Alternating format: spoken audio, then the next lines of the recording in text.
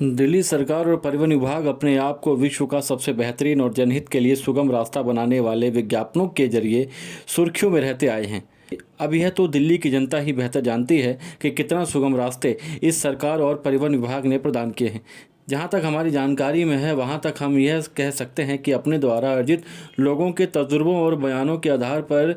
कि आदेश दिशा निर्देश तो जब भी पढ़ने आते हैं तब परिवहन विभाग की तरफ करने को दिल करता है, पर जब कभी इसी कार्य को करने की ज़रूरत होती है तब पता चलता है कि कितनी मशक्क़त करनी पड़ती है और पहले से कितनी अधिक परेशानियां झेलनी पड़ती हैं। अब आपको इसी ऑनलाइन सिस्टम के अंतर्गत आने वाली एक अन्य समस्या से अवगत करवाने जा रहे हैं, जिसे जानने के बाद आप भी अचंभित हुए बिना नहीं रह सकते। जी हाँ, और मज़े की बात है कि एयरपोर्ट टैक्सी एसोसिएशन द्वारा पिछले 6 महीनों में अनगिनत बार लिखित में और बैठक के माध्यम से छोटे से लेकर सभी आला अधिकारियों को अवगत कराया है, और साथ में ही कि फरियाद पर समस्या टस से मस भी नहीं हल हो पाई, और सभी सवारी वाहन मालिक जिन्हें अपने वाहन दूसरे राज्यों में सवारियों की मांग पर भेजने होते हैं वे सभी परेशान हैं।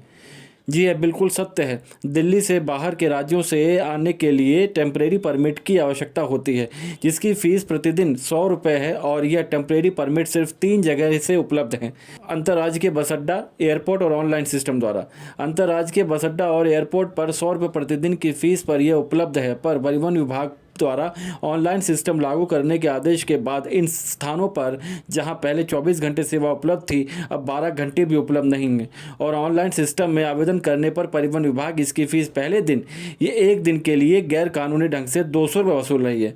सबूत के तौर पर इन तस्वीरों को आप देख सकते हैं, जो एक फ़ीस की रसीद है।